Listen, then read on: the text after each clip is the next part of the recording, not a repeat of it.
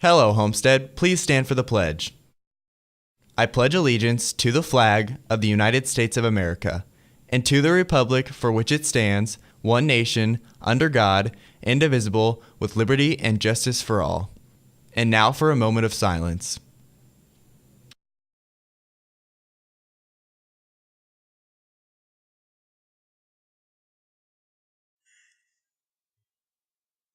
Hello, Homestead. It's Thursday, October 19th, and time for today's edition of HHS In Depth. I'm Sydney Scholl. And I'm Jack Adams. On today's show, we bring you another segment of The Local Look. This week, over Fort Wayne's #1 watch news station, WANE-TV. We'll bring you a story over Homestead's foreign exchange students in the school this year and how they're acclimating to a new country and school. We'll bring you a student profile over senior Madeline Crook, who just returned from a medical assistant trip to Haiti. We'll show you how to find your year-to-date absences on PowerSchool so you can always be aware of how many you have at a given time. And Riley is back with a 3-day weekend weather forecast. We'll have all those stories and much, much more, so stay tuned for today's episode of HHS In Depth.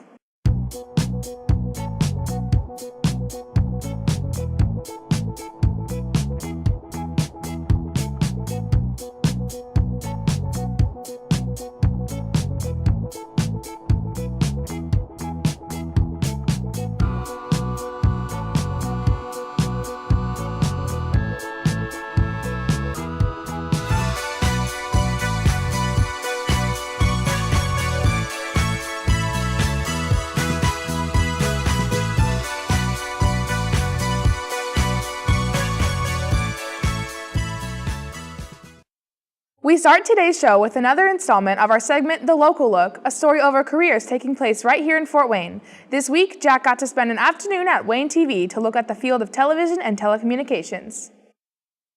News Channel 15 is the premier local TV station here in Fort Wayne. Working for the news station requires extensive research and concentration to meet the strict deadlines. My workday starts at 2:30 when I come in and we have our afternoon editorial meeting, and that's when we decide what we're working on for the rest of the evening. Then I anchor the 5 o'clock newscast and the 6 o'clock newscast, and then I get a short dinner break and come back for the evening, and that's when we really are concentrating on the 11 o'clock newscast, and we're also working on updating our web stories as well. And then I anchor the news at 11, and we're done at about 11:35. Most people do not realize all the behind-the-scenes work a reporter puts in before going on the air. I do a lot of writing, just sitting at my desk, and people aren't usually aware of how much input we have actually in the newscast. So I'm writing a lot of scripts, fact-checking stories, making sure that the website stays updated. There's a lot to do behind the scenes to get ready, as well as just familiarizing myself with the scripts so that when we go on the air, I'm prepared.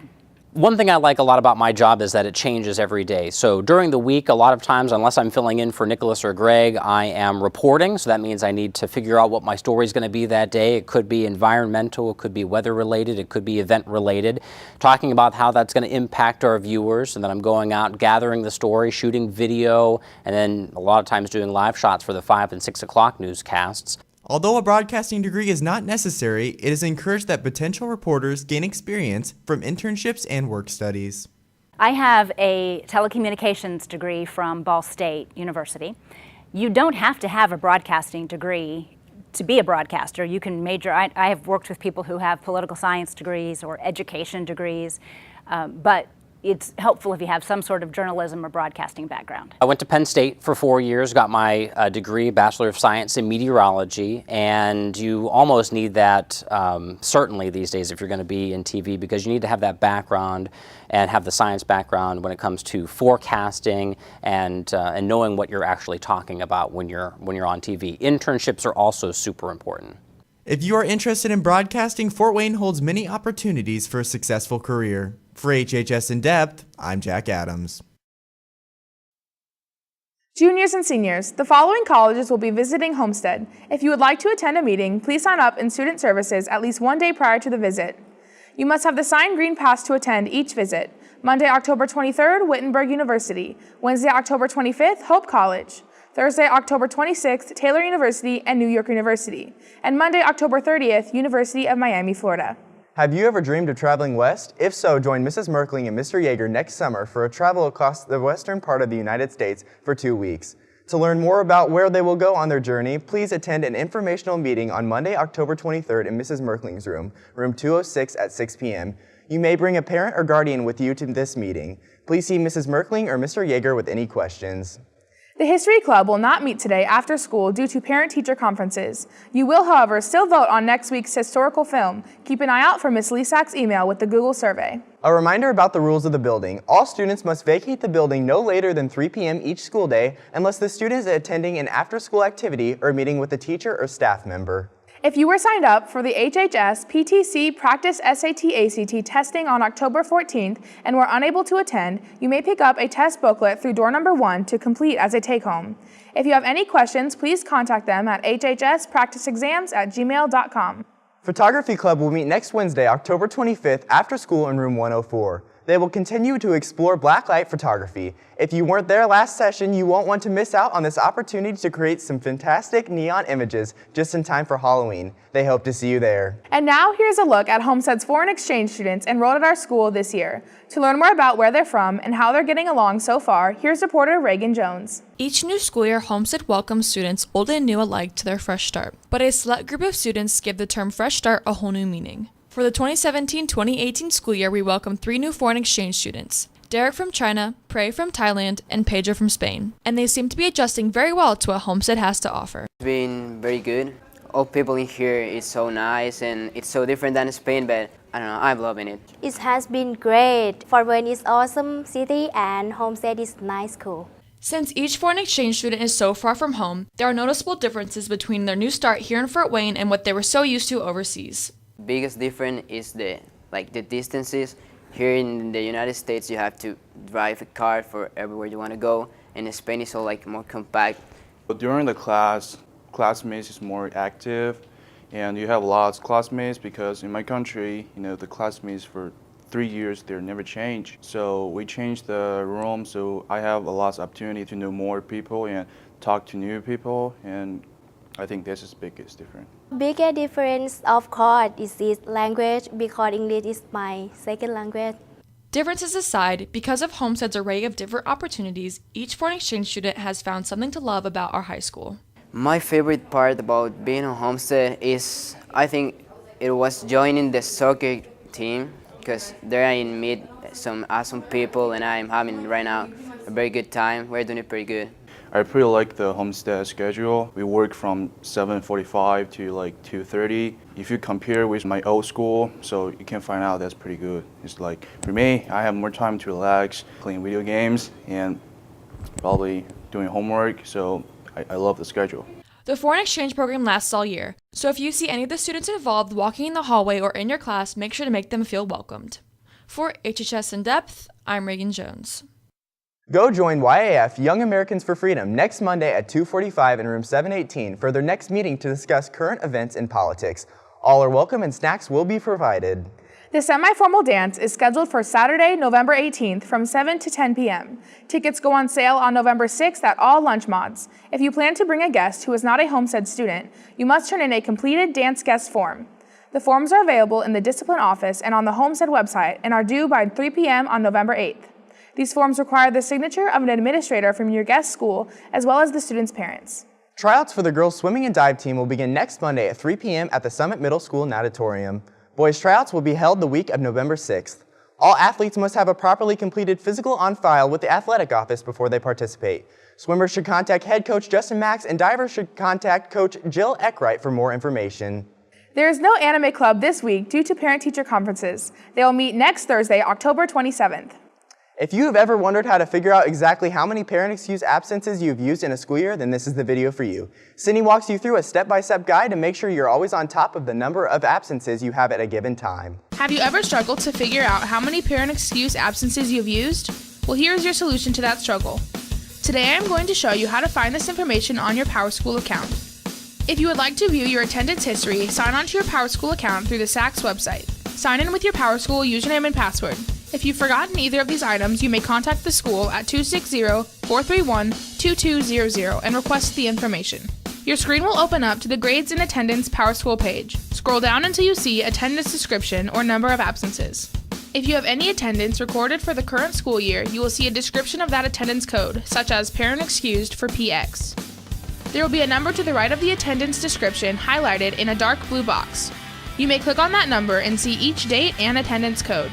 If the student has dropped any classes during the semester, there can be codes that are hidden with the class, but the codes will still count towards the student's attendance total. Here in the center of the grades and attendance screen is a line stating "Show dropped classes also" in blue. If you click on these words, the information box above will show any classes that were dropped from the student's schedule. You may see more detailed information by selecting Attendance History screen on the left hand of the screen under Navigation. This screen is a calendar grid. You will see any attendance codes that have been applied to your account. It will be clear what day the code was placed and for what periods. I hope this tutorial has helped you check how many parent excused absences you have used. Reporting for HHS In Depth, I'm Sydney Scholl. Lost and found items are located on the tables outside the discipline office in the main hallway of the 1012 building. All items not picked up by noon today will be donated. Students that walk to school, please do not walk through the bus lot. Please stay on the sidewalk if you're entering the north end of the building. Mornings are getting darker and bus drivers are having a hard time seeing you. Are you freezing in class? You can wear a sweater or sweatshirt at school to keep you warm, but make sure to leave your blanket at home. Remember, blankets are not allowed during the school day. Love to shoot hoops? YMCA intramural basketball is starting again, and team packets are available in the discipline office. The cost is $35 and includes a team shirt. Games are Tuesdays or Thursdays after school at the Y. Completed packets need to be turned in by Friday, October 27th. Basket Weaving Club will not meet today after school at Mrs. Ricker's room. And now here is another student profile. Did you know that senior Madeline Crook recently returned from a trip to Haiti to help provide assistance to the natives of the country? To learn more about her trip, here's reporter Kelsey Nutter. Maddie Crook, a senior here at Homestead, has been given the opportunity to serve as a missionary in Haiti this past month. Their trip mainly focused on drawing medical attention and being there for any family who was in need. I was staying in Titinian, Haiti, which is on the east end of the island, in a really rural village. We would pack up a van every day filled with medical supplies. I was with a team of doctors and nurses, and every day we would go out into villages and set up a makeshift clinic and see patients. We set up 4 clinics, and over the course of 4 days, we saw over 450 patients. That was really cool. I went to Haiti for my first time when I was 16 with a youth group trip, and I fell in love with it. And since then, I've been back 3 times, and I'm actually looking into moving there after I graduate. Although Haiti is known for the extreme levels of poverty, Maddie was pleasantly surprised with how gratified and compassionate everyone currently living there seemed to appear. My favorite part is just how gracious and joyful the people are. Even though it's one of the poorest countries in the world, everyone there is so happy, so it's just really cool to see all of these really awesome people. And even though they don't have very much stuff, they invite us into our homes and offer to cook for us, and just they're so happy that we're taking the time to talk to them and do things for them. And it's really hard. A lot of the things that we see and a lot of the stories that we hear are really heartbreaking, but they're still so happy and so joyful, which is really cool to see because it's such a bad situation, but yet they just enjoy their life, which is really awesome. After going on a major missionary trip to a third world country, Maddie's perspective on her day-to-day life is now changed for the better, making her an all-around more appreciative person. To see people my own age who have never gone to school in their life and don't know how to read makes me really grateful for a lot of the things that I have here in the States. And I would say that it has changed my life more than I've changed anyone's life over there in Haiti. And it definitely has made me a different person. If you are someone who feels you want to get involved in a missionary trip, contact Maddie with questions. For HHS In Depth, I'm Kelsey Nutter. And now here's Riley Kumala with a look at the weekend weather forecast. Salutations, Homestead. It's your boy Riley Victor Kumala here, and it's time for your weekend weather forecast. Well, 1 second, sorry, my phone is ringing. Hello, this is Riley. Okay, 1 second, I'll be right there.